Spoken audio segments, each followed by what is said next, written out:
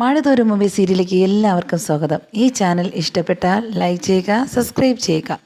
വൈജയന്തി ഹോസ്പിറ്റലിൽ കിടക്കുകയാണ്. അവിടെയാണെങ്കിൽ വൈജയന്തിയെ ചോദിക്കുകയാണ് അവിടുത്തെ നേഴ്സുമാർ, എന്തായാലും നിങ്ങളെ കൂടെ ഇവിടെ ഇരുന്ന ആ കുട്ടിയെ കാണാനില്ലെന്നാണ് പറയുന്നത്, ആരൊക്കെയോ പിടിച്ചുകൊണ്ട് പോയെന്ന് പറയുന്നുണ്ട്. പക്ഷേ ഞങ്ങൾ വിചാരിച്ച് നിങ്ങളുടെ സ്വന്തം മകളെന്നാ. പക്ഷേ നിങ്ങൾ ആ കൊച്ചിനോട് കാണിച്ചത് വളരെ ഒരു തെറ്റായിരുന്നു. ആ കൊച്ചിന്നിട്ട് സഹിച്ച് ഇവിടെ നിൽക്കുകയും ചെയ്തിരുന്നു. ആരായിരിക്കും എന്തോ കൊച്ചിനെ പിടിച്ചുകൊണ്ട് പോയത് എന്ന് പറയുന്നുണ്ട്. ഇതെല്ലാം വൈജയന്തി കേട്ടുകൊണ്ട് കിടക്കുകയാണ്. അപ്പോഴത്തേക്കും വൈജയന്തി ചിന്തിക്കുകയായിരിക്കും അത് ശിവനും രാജീവിനായിരിക്കും എന്ന് വിചാരിക്കുകയും ചെയ്യുന്നുണ്ട്. അങ്ങനെ രാജീവും ശിവനും വൈജയന്തിയുടെ വീട്ടിൽ നിൽക്കുകയാണ്. അവിടെ വെച്ച് ബാലചന്ദ്രൻ പറയുകയാണ്, എന്തായാലും എനിക്ക് അലീനെ കണ്ടുപിടിച്ചേ പറ്റുള്ളൂ, നിങ്ങളാണ് എല്ലാത്തിനും കാര്യം. എനിക്ക് അതുകൊണ്ട് അവളെ കണ്ടുപിടിക്കണം, പെട്ടെന്ന് തന്നെ എവിടെയാണെന്നൊന്ന് പറയണമെന്ന് പറയണം, ഞങ്ങൾ കേസ് കൊടുത്തിട്ടുണ്ടെന്നും പറയുന്നുണ്ട്. അങ്ങനെ ബാലചന്ദ്രൻ വിളിച്ചു പറഞ്ഞ് പോലീസ് സ്റ്റേഷനിൽ നിന്ന് പോലീസും വരുന്നുണ്ട്. അവർ ചോദ്യം ചെയ്യുന്നുണ്ട്.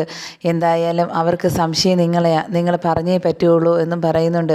അങ്ങനെ ബാലചന്ദ്രൻ പറയുന്നുണ്ട്, ഞങ്ങൾ ബന്ധുക്കളൊക്കെ ആണെങ്കിൽ ശരി തന്നെ, പക്ഷേ വൈരാഗ്യ ബുദ്ധിയുള്ള ആൾക്കാരാണ്, അവരെന്തും ചെയ്യാൻ മടിക്കില്ല, അതുകൊണ്ട് സാർ തന്നെ ചോദിച്ചാൽ മതിയെന്ന് പറഞ്ഞ് അവരെ വിട്ട് ചോദിപ്പിക്കുന്നുണ്ട്. അങ്ങനെ അവർ രണ്ടുപേരും രാജീവനും ശിവനും പറയുന്നുണ്ട്, ഇത് ഞങ്ങൾ ഒരു സ്ഥലത്ത് ഒളിപ്പിച്ചിട്ടുണ്ട് എന്ന് പറയുകയും ചെയ്യുന്നുണ്ട്.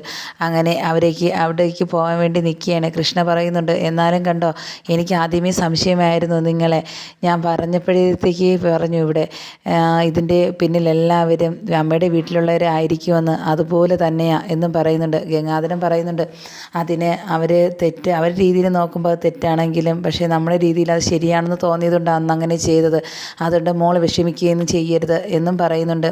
എന്തായാലും ചേച്ചി കാണാൻ വേണ്ടി പോവുകയല്ലേ എന്നും പറഞ്ഞ് അവർ പോവുകയാണ്. ഗംഗാധരനും ശിവനും എല്ലാവരും ഉണ്ട്. അങ്ങനെ പോലീസ് ചോദ്യം ചെയ്യുകയും പറയുകയും ചെയ്യുന്നുണ്ട്. ഇങ്ങനെ ആ സ്ഥലത്തേക്ക് പോകുന്ന ഒരാളൊഴിഞ്ഞ വീട്ടിലാണ് അലീനയെ കെട്ടിയിട്ടിരിക്കുന്നത്. അങ്ങനെ അവരെല്ലാവരും കൂടെ അവിടേക്ക് പോവുകയും അലീനയെ കാണുകയും അലീനെ ഭയത്തോടെ നോക്കുകയും ചെയ്യുന്നു. അവിടെ ആരോ വരും പോലെ തോന്നുകയും ചെയ്യുന്നുണ്ട്. അങ്ങനെ ആദ്യം ഗംഗാധരനെ കാണുകയും അതിനുശേഷം അലീന പറയുന്നുണ്ട്, എന്നാലും എന്നെ രക്ഷിക്കണം എന്ന് പറഞ്ഞപ്പോഴത്തേക്കും ബേക്കിൽ നിന്ന് വരുന്നുണ്ട് ബാലചന്ദ്രനും കൃഷ്ണമോളും എല്ലാവരും ഉണ്ട്. അവരെല്ലാവരും അങ്ങനെ അവരും വരുന്നുണ്ട്. അങ്ങനെ ബാലചന്ദ്രൻ ഫോൺ വിളിച്ച് പറയുന്നുണ്ട് മാനുവിൻ്റെ അടുത്ത്, ഞാൻ അന്നേ പറഞ്ഞില്ലേ ഇതിൻ്റെ പിന്നിൽ എല്ലായിടും നിൻ്റെ അച്ഛനും എല്ലാവരും ആയിരിക്കുമെന്ന്, അതുപോലെ തന്നെ ഞങ്ങൾ സ്റ്റേഷനിൽ കൊടുത്തപ്പോഴത്തേക്കും അവർ ചോദ്യം ചെയ്തപ്പോൾ തത്ത പറയും പോലെ പറഞ്ഞത്. എന്തായാലും ഇങ്ങനെയുള്ള ആൾക്കാരും ഉണ്ടോ നിൻ്റെ കുടുംബത്തിൽ, നിൻ്റെ അച്ഛൻ ഇങ്ങനെ ആയിപ്പോയല്ലോ എന്ന് ബാലചന്ദ്രൻ മനുവിൻ്റെ അടുത്ത് ചോദിക്കുന്നുണ്ട്. എന്തായാലും നമുക്കൊരു കാര്യം ചെയ്യാം, അവിടേക്ക് പോകാം, ഞാനും എത്തിക്കോളാം എന്ന് പറയുന്നുണ്ട്. അങ്ങനെ അവിടെ എത്തുകയും അലീനയെ കാണുക, അലീനയ്ക്ക് ആശ്വാസം കിട്ടിയതുപോലെ അലീന സന്തോഷിക്കുകയും ചെയ്യുന്നുണ്ട്.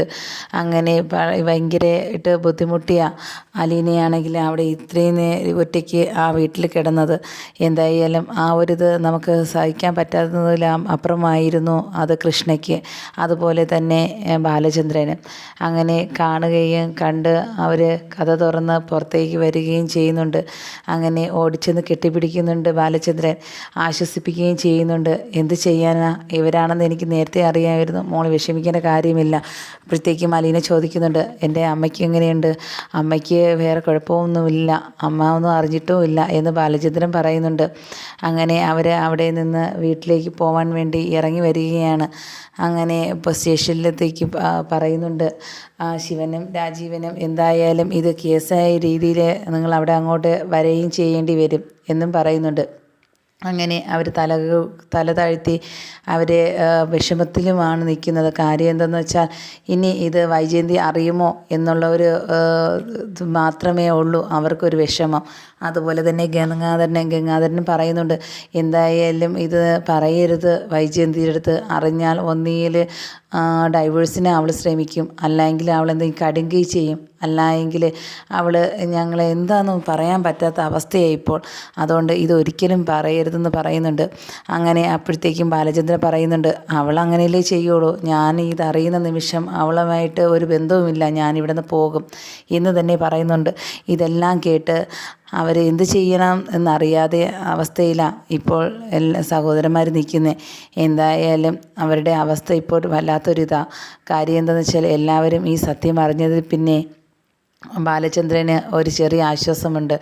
കൃഷ്ണമുഖം ഭയങ്കര സന്തോഷമാവുന്നു ചേച്ചിയെ കണ്ട്. അങ്ങനെ ഓടിച്ചെന്ന് ആശ്വസിപ്പിക്കുകയും ചെയ്യുന്നുണ്ട് അലീനയെ. അങ്ങനെ അവരെല്ലാവരും കൂടി അവിടെ ഇരിക്കുകയാണ്.